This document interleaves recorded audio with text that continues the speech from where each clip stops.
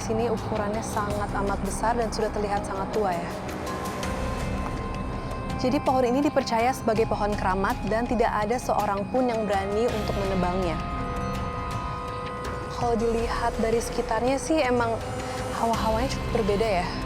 Saya merasa lebih pusing dan agak sesek di dekat pohon ini.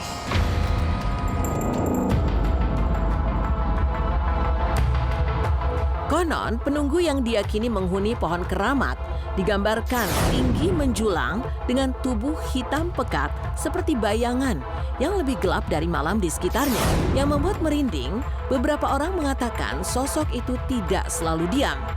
Terkadang terlihat bergerak perlahan mengitari pohon keramat tersebut, seperti menjaga sesuatu yang tersembunyi di tempat itu.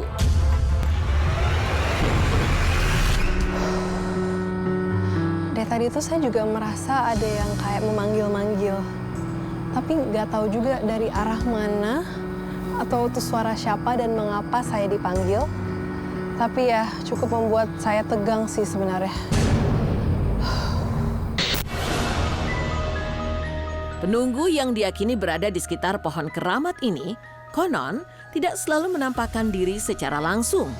Banyak cerita menyebutkan bahwa sosok itu justru kerap mempengaruhi orang yang datang agar terus melangkah semakin jauh ke dalam hutan. Sebenarnya saya cukup penasaran sih untuk lanjut menelusuri jalur ini. Mungkin langsung aja kali ya. Tapi sebenarnya rasanya udah sangat ngos-ngosan dan agak pusing ya. Karena hawanya sangat berat sekitar pohon ini. Berbeda dengan yang lainnya sebelumnya. Apa-apa kita lanjut aja. Mulai merinding, nggak tahu kenapa.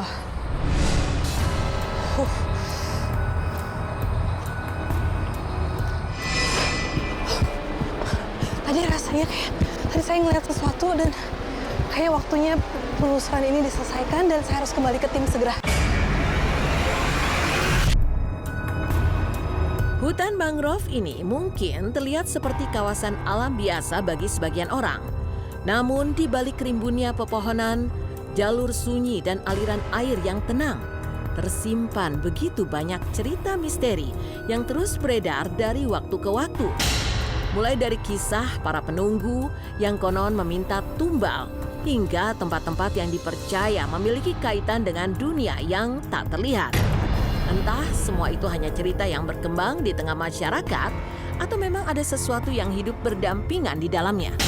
Yang jelas, hutan mangrove ini tetap menyisakan banyak tanda tanya dan misteri yang hingga kini belum benar-benar terungkap. Pastinya masih banyak kisah yang akan diungkap dan menunggu untuk ditelusuri. Hanya di Untold Story Experiment.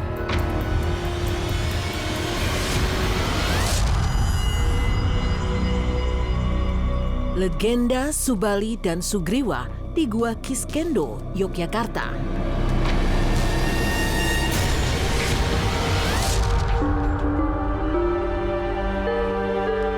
Pada zaman dahulu, di sebuah tempat yang jauh di lebatnya hutan Kulon Progo, terdapat sebuah gua yang dikenal dengan nama Gua Kiskendo. Gua ini bukan gua biasa, melainkan sebuah istana megah bagi dua saudara siluman kerbau yang dikenal dengan nama Mahesa Sura dan Lembu Sura. Mereka bertubuh manusia perkasa, namun memiliki kepala berbentuk kerbau yang memancarkan aura menakutkan bagi siapa saja yang melihatnya. Mereka dikenal sebagai siluman yang memiliki kekuatan luar biasa. Mahesa Sura dan Lembu Sura adalah dua sosok yang tak terpisahkan. Kedua saudara ini memiliki kekuatan istimewa, yaitu ketika salah satu dari mereka mati, maka yang lainnya dapat menghidupkan kembali sang saudara hanya dengan melangkahi tubuh saudaranya.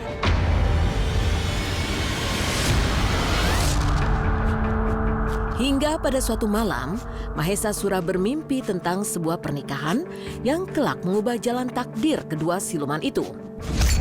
Dalam mimpinya, Mahesa Sura melihat dirinya bersanding di samping Dewi Tara, seorang putri kayangan berparas paling mempesona. Di dalam mimpi itu, mereka saling bertukar kasih dalam sebuah upacara pernikahan yang meriah. Tidak ada yang lebih diinginkan oleh Mahesa Sura selain mewujudkan mimpinya memiliki Dewi Tara. Tak berlama-lama, ia pun memerintahkan adiknya Lembu Sura untuk pergi melamar Dewi Tara. Lembu Sura terkejut mendengar permintaan sang kakak. Ia mencoba membujuk kakaknya untuk mengurungkan niat. Lembu Sura sadar jika Dewi Tara adalah bidadari terindah yang ada di Kayangan. Dan ia ragu jika lamaran kakaknya akan diterima. Namun, Mahesa Sura dengan penuh keyakinan menjawab, "Aku percaya dia tidak akan menolak lamaranku, karena aku adalah makhluk yang paling sakti." Akhirnya, Lembu Sura pun berangkat ke Kayangan, meski dalam hati penuh keraguan. Begitu tiba di Kayangan, ia menyampaikan lamaran Mahesa Sura. Namun Dewi Tara menolaknya dengan tegas, bahkan tanpa memberi alasan yang jelas. Hati Mahesa Sura sangat terluka ketika mendengar penolakan tersebut. Ia merasa terhina dan bertekad menghancurkan Kayangan sebagai balasannya. Bersama dengan adiknya Lembu Sura, Mahesa Sura mengobarkan perang besar melawan para dewa di Kayangan. Dalam waktu singkat, negeri dewa luluh lantak. Tak ada satupun dewa yang mampu menandingi kekuatan kedua kakak beradik siluman itu.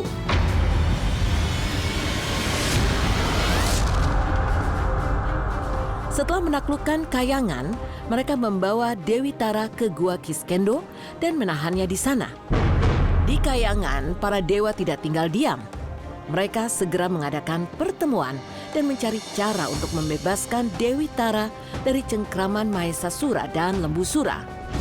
Dalam perundingan itu, mereka teringat akan seorang pendekar sakti bernama Subali, seorang wanara, yaitu manusia kera yang merupakan anak dari seorang tokoh sakti bernama Resi Gotama. Subali memiliki kemampuan luar biasa yang mampu menandingi kekuatan Mahesa Sura dan Lembu Sura.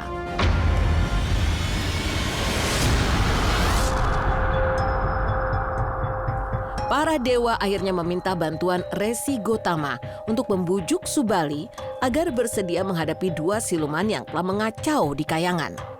Sebagai imbalannya, para dewa berjanji akan menikahkan Dewi Tara dengan Subali. Jika ia berhasil mengalahkan Mahesa Sura dan Lembu Sura, Subali pun setuju untuk membantu para dewa.